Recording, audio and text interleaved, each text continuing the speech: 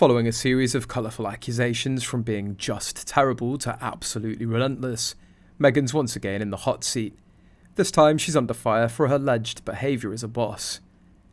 In a recent expose by the Daily Beast, a former staff member painted Meghan as nothing short of a demon with psycho moments, sprinkled throughout her working time as a royal. Apparently, working for Meghan's akin to walking on eggshells while juggling flaming torches. According to The Insider, employees were often berated until they felt like SHIT.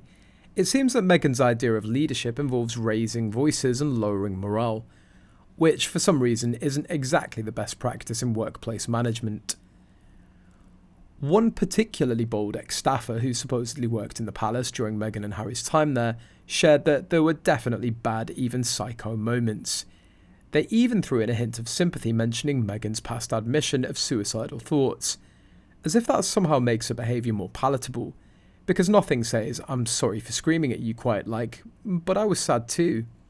Yet another source, who claims to have toiled away in the lead up to the royal wedding, dubbed Meghan a classic narcissist.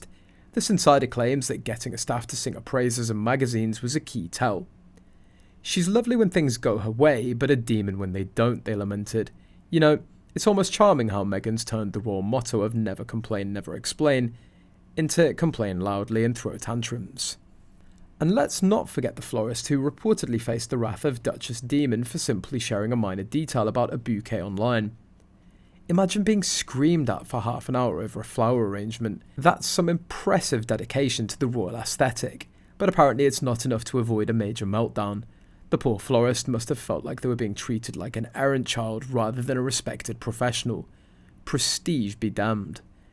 While the Daily Beast paints Meghan in a rather dim light, Us Weekly attempted to brighten her image by sharing positive feedback from some staff who described their experiences as meaningful and supportive.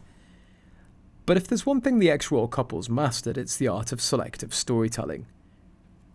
The Hollywood Reporter, however, joins the fray with claims of Markle belittling her staff and acting as a dictator in high heels. One source even went so far as to say that she reduced grown men to tears. Nothing screams leader of the free world, quite like a good old-fashioned waterworks session in the office.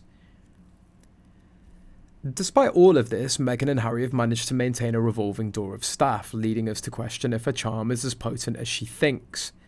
Buckingham Palace even investigated her behaviour back in 2018, but the results of that inquiry remain shrouded in mystery, much like her apparent kindness. Meghan dismissed the allegations as part of a calculated smear campaign, which sounds suspiciously like the defence of someone who may or may not have mistreated a gardener or two. Royal expert Hugo Vickers recounted an old incident where the late Queen had to step in after Meghan's rude behaviour towards a royal staffer. Can you picture it? The Queen of England herself intervening, probably thinking, what fresh chaos is this? According to Vickers, Meghan's alleged mistreatment of a gardener at Windsor only confirms her less than stellar reputation. Resolute in her quest to uncover the source of the leaks, Meghan's taken on the role of detective within her own realm. Rumour has it that she set traps in an effort to identify the culprit responsible for leaking damaging information to the press. What were once casual conversations with the team have now turned into intense interrogations as she digs deeper for answers about the betrayal.